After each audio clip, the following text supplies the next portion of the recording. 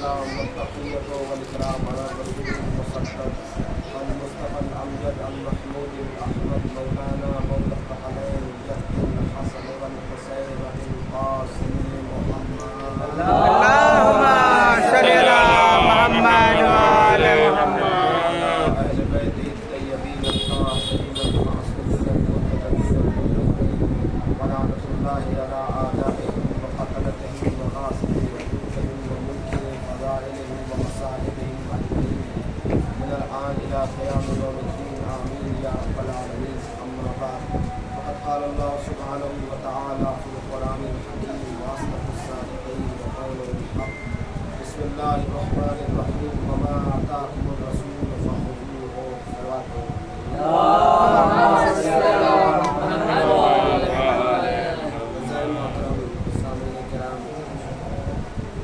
پیغام کے طور پہ چند باتیں نوجوان بھائیوں تک پہنچانے ہیں اور سمجھانے ہیں. میں نے جس آیت کریمہ کو عنوان سورت قرار دیا سورہ حشر کی چھوٹی سی آیت جس میں خدا وند اعلیٰ اپنے حبیب کے لیے فرمایا وما آتاکم الرسول فخذوہ، یعنی جو تمہیں نبی عطا کرے اسے لے لو. توجہ کریں جو تمہیں نبی عطا کرے اسے لے لو. اب اگر نبی ہمیں ایک ہی وقت میں ایک چیز دیں یہ سمجھ میں آتا ہے کہ لے لینا چاہیے، لیکن اگر نبی ایک ہی وقت میں چند چیزیں دے رہے ہوں تو ہمیں کسے لینا چاہیے اور کسے نہیں لینا چاہیے. یقین جانیے کہ اگر علی ابن ابی طالب نہ ہوتے تو ہمیں یہ بھی نہ پتہ چلتا کہ نبی سے کون سی چیزیں لینی ہے اور کون سی چیزیں نہیں لینی ہے. ہمیں علی ابن ابی طالب نے بتایا کہ دیکھو اگر نبی ایک ہی وقت میں چند چیزیں دیں تو کس چیز کو لے لینا ہے اور کون سی چیزیں چھوڑ دینا ہے. اب نبی نے مولا کائنات سے ارشاد فرمایا، توجہ اظہار محترم، ارشاد فرمایا تریدو او ستمیا الف اغنام یا او تریدو ستمیا الف دینار. توجہ کریں، نبی ارشاد فرما رہے تریدو او ستمیا الف اغنام او تریدو ستمیا الف دینار. پھر نبی نے ارشاد فرمایا او تریدو ستمیا الف کلمہ، یعنی اے علی ابن ابی طالب تم کیا چاہتے ہو؟ 6000 بھیڑیں چاہتے ہو یا 6000 دینار چاہتے ہو یا 6000 کلمہ چاہتے ہو؟ تو علی ابن ابی طالب نے کیا جواب دیا؟ علی نے جواب دیا اریدو 600 الف کلمہ، یعنی اے رسول، اے اللہ کے نبی میں 6000 کلمے چاہتا ہوں. یقین جانیے اگر ہم اور آپ ہوتے تو یا تو مال کے پیچھے جاتے یا بھیڑوں کے پیچھے جاتے، لیکن علی بن ابی طالب نہ مال کے پیچھے گئے نہ بھیڑ کے پیچھے گئے بلکہ کہا مجھے 6000 کلمہ عطا کر دیجیے. میں کہوں گا یا علی ابن ابی طالب آپ نے 6000 کلمہ کیوں مانگا نبی سے؟ تو علی ابن ابی طالب جواب دیں گے کہ دیکھو اگر ہمیں 6000 کلمہ عطا ہو گئے تو یقیناً ہمیں مال بھی عطا ہو جائے گا، ہمیں دینار بھی عطا ہو جائیں گے. صلوات پڑھیں محمد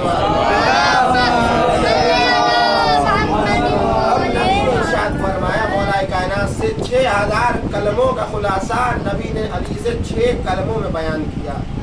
کہا علی سنو تمہیں 6000 کلمے چاہیے، میں ان 6000 کلموں کا خلاصہ 6 کلموں میں بیان کر دیتا ہوں. توجہ وہ 6 کلمے ہیں انشاءاللہ زحمت تمام.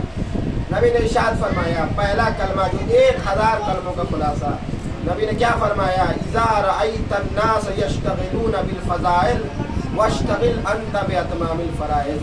اے علی ابن ابی طالب جب تم دیکھو کہ لوگ مستحبات کو انجام دینے میں لگے ہوں تم واجبات کو انجام دینے میں لگ جانا. بہت اہم شے ہے، لیکن نبی نے ظاہراً مولا کائنات سے خطاب ہے لیکن پیغام ہمارے لیے ہے کہ جب تم دیکھو کہ لوگ مستحبات کے پیچھے بھاگ رہے ہو تم واجبات کو انجام دینے میں لگ جانا. اس لیے کہ روز قیامت مستحبات کے بارے میں نہیں سوال کیا جائے گا بلکہ واجبات کے بارے میں سوال کیا جائے گا. اسی لیے مولا کائنات نے کہا لوگ آج کل ہماری خوبی یہ ہو گئی ہے کہ ہم مستحبات کے چکر میں واجبات کو انجام نہیں دیں. کوئی انسان رات بھر جاگ کے نماز شب ادا کرے لیکن اگر نماز فجر قضا ہو جائے تو ایسی نماز شب کا کوئی فائدہ نہیں. اس لیے نبی نے ارشاد فرمایا علی جب تم دیکھو کہ لوگ مستحبات کو انجام دینے میں لگے ہو تو تم واجبات کو انجام دینے میں لگ جانا. اب دوسرا کلمہ نبی نے ارشاد فرمایا جو 1000 کلمے کا خلاصہ ہے. نبی نے ارشاد فرمایا اذا رأيت الناس يشتغلون بعمل الدنيا واشتغل انت بعمل الاخرہ. اے علی بن ابی طالب جب تم دیکھو کہ لوگ دنیا کے کاموں میں مصروف ہو تو تم آخرت کے کام میں مصروف ہو جانا. یہ بہت اہم شے ہے. دیکھیے دنیا تو مادی ہے, دنیا میں ہمیں آج رہنا ہے, کل اس دنیا سے چلے جانا ہے, لیکن ہم وہاں کی تیاری نہیں کرتے جہاں ہمیں مستقل زندگی گزارنی ہے. موت حیات ہے, موت بقا ہے, موت فنا نہیں ہے بلکہ حیات فنا ہے.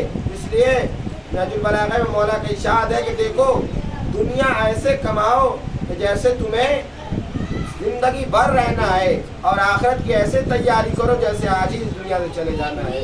مولا ظاہراً مولا کائنات فرما رہے ہیں, لیکن ہمارے لیے پیغام ہے. یہ دوسرا کلمہ. تیسرا کلمہ کیا نبی نے ارشاد فرمایا, مولا کائنات سے تیسرا کلمہ ارشاد فرمایا علی سے, اذا رأيت الناس يشتغلون بعلوم الناس واشتغل انت بعلوم نفسك. اے علی ابی طالب جب تم دیکھو کہ لوگ دوسروں کے عیب تلاش کرنے میں لگے ہو, تم اپنے عیب تلاش کرنے میں لگ جانا.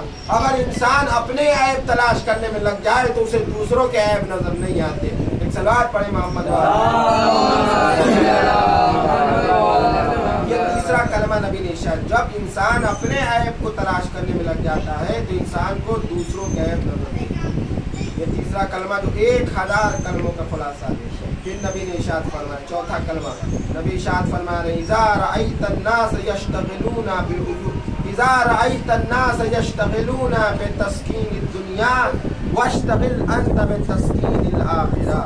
یعنی اے علی بن ابی طالب جب تم دیکھو کہ لوگ دنیا کو سجانے میں لگے ہو تو تم آخرت کو سجانے میں لگ جانا.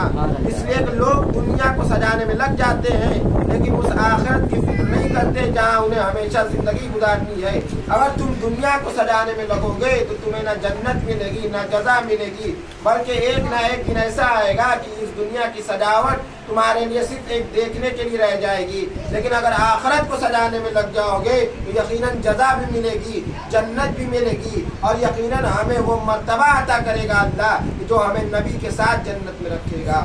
صلوات پڑھے محمد والا.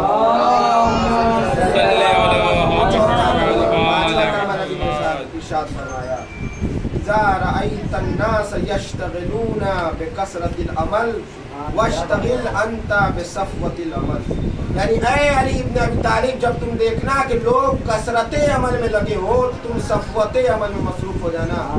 اب تاریخ کا جائزہ لیجئے کہ کثرت عمل یعنی ایک انسان بہت زیادہ عمل کر رہا ہے, دن بھر رات بھر نمازیں پڑھ رہا ہے, لیکن اگر اس نماز میں ریاکاری موجود ہے, اس نماز میں دکھاوا موجود ہے تو ایسی دکھاوا اور نماز کا کوئی فائدہ نہیں. اسی لیے نبی نے ارشاد فرمایا لوگ اگر کثرت عمل میں لگے ہو تو تم صفوت عمل میں لگ جانا.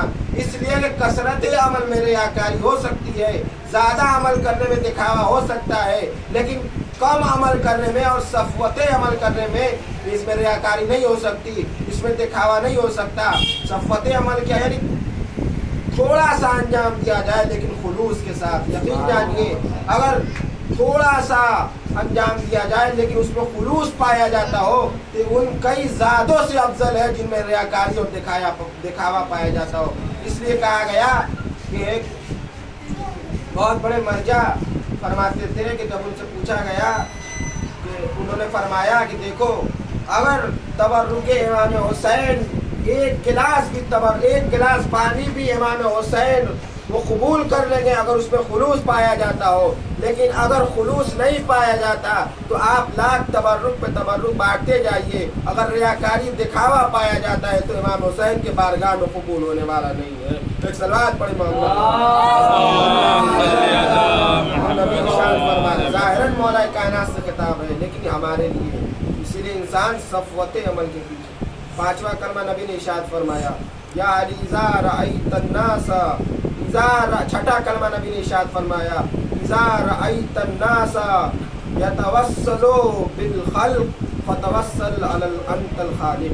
یعنی اے علی ابن ابی طالب جب تم دیکھنا کہ لوگ مخلوقات سے مانگنے میں لگے ہو تو تم اپنے خالق کے دروازے پر سر جھکانا. یہ نبی ظاہراً مولا کائنات سے ارشاد فرما رہے ہیں لیکن یہ ہمارے لیے کہا کیا نبی نے اذا رأیت الناس یتوسلون الخلق فتوسل انت الخالق.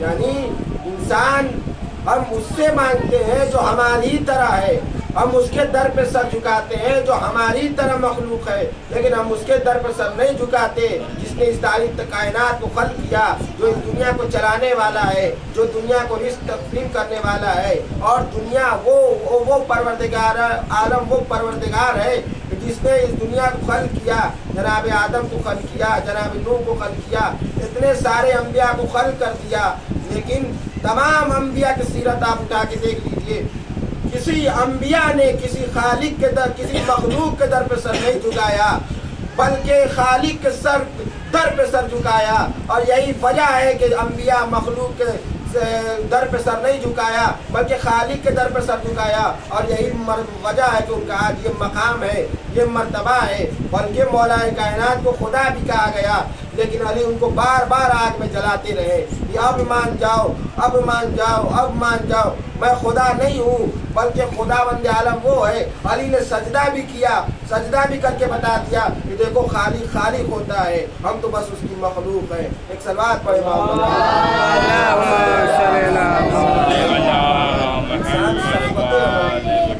اس لیے ایک صفت عمل کیوں ضروری ہے؟ اس لیے کہ مسجد بنوانے والے نے مسجد بنوا دی، مسجد تعمیر کروا دیا، اور بڑھئی کے پاس گیا اور جا کے اس پہ تختی بنوائی اور تختی پہ لکھوایا کیا؟ مسجد برائے بہلول دانا۔ اب جب اس نے مسجد پہ جناب بہلول لکھوایا مسجد برائے بہلول دانا، اور مسجد پہ تختی لگا دی گئی، بادشاہ صاحب کو یہ خبر ملی کہ بہلول دانا نے اپنے نام کی تختی مسجد پہ لگوائی۔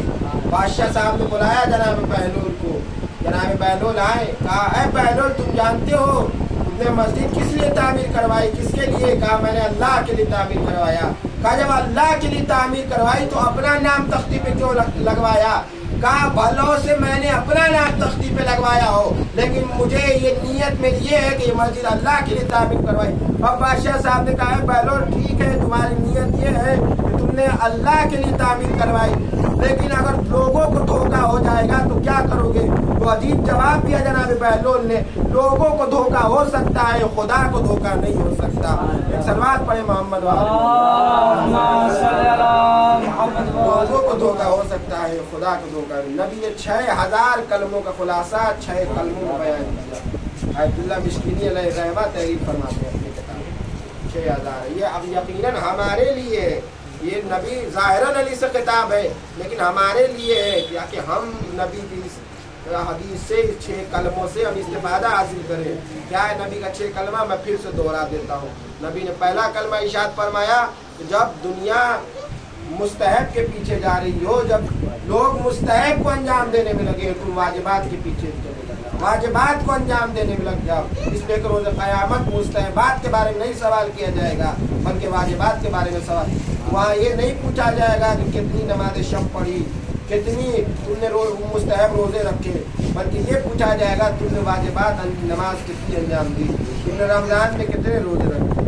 اس لیے کہ واجبات کے بارے میں اس لیے نبی نے کہا واجبات کے پیچھے لگ جاؤ۔ دوسرا، جب لوگ خالی دنیا میں لگے ہوں، دنیا کے کام انجام دینے میں لگے، تم آخرت کے کام انجام دینے میں لگ جانا۔ اس لیے کہ دنیا فنا ہے اور آخرت بقا ہے، آخرت میں ہمیشہ زندگی گزارنی ہے۔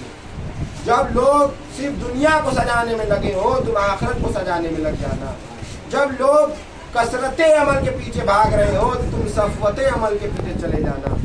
جب لوگ مخلوقات سے مانگنے میں لگے ہوں تو تم خالق سے مانگنا۔ اس لیے ایک بہت مشہور یہ کہا جاتا ہے، اور یہ بتائیے جناب سلمان یا جناب ابو ذر سے کسی نے سوال کیا ظاہراً کہ آخر کتا فقیر کو دیکھ کے کیوں بھونکتا ہے؟ کیا جواب دیا عاشق اہل بیت نے؟ اس لیے کہ وہ خالق کو چھوڑ کے مخلوق سے مانگتا ہے۔ اگر وہ فقیر مخلوق کو چھوڑ کے اپنے خالق سے مانگنے میں لگ جائے تو کتا اس پہ نہیں بھونکے گا، لیکن وہ اتنا بڑا خالق کو چھوڑ کے وہ مخلوقات سے مانگنے میں لگ جاتا ہے، اس لیے کتے فقیر کو دیکھ کے بھونکا کرتے ہیں۔ ایک صلوات پڑھیں محمد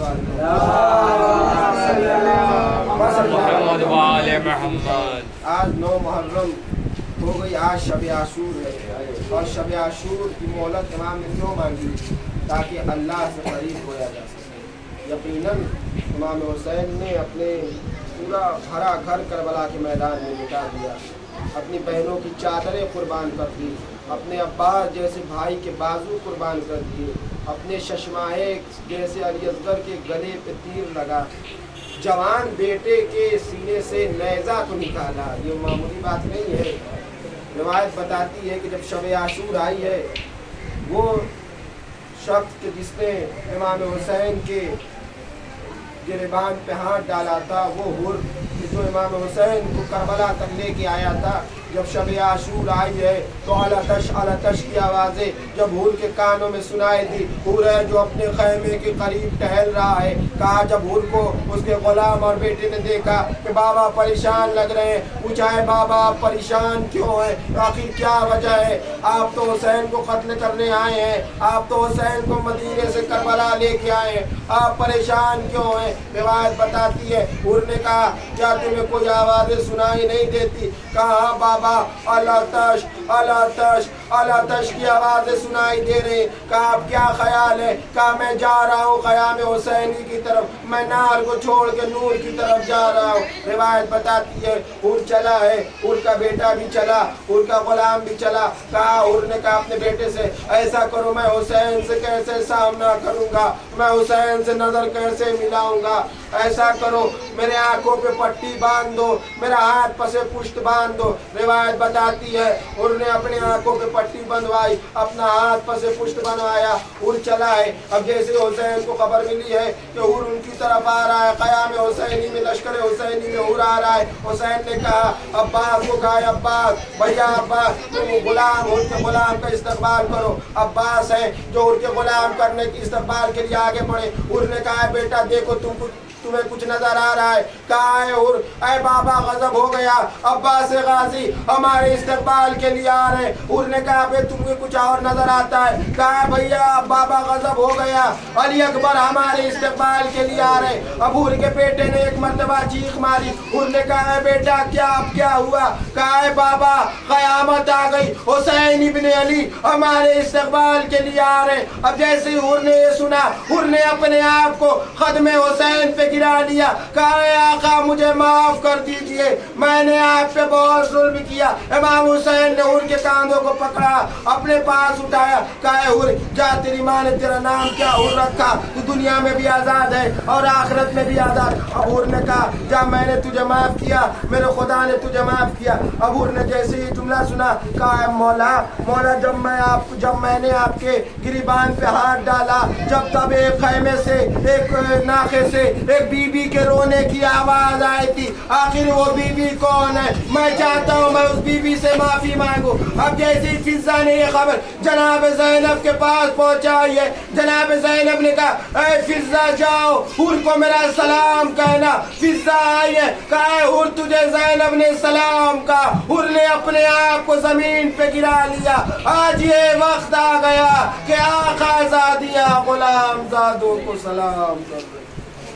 वसयअलमुल्लज़ीना ज़लमू यन्क़लिबून इन्ना लिल्लाहि व इन्ना इलैहि राजिऊन। अल्लाहुम्मा मन क़तलल हुसैन व औलादुहु व अस्हाबुहु।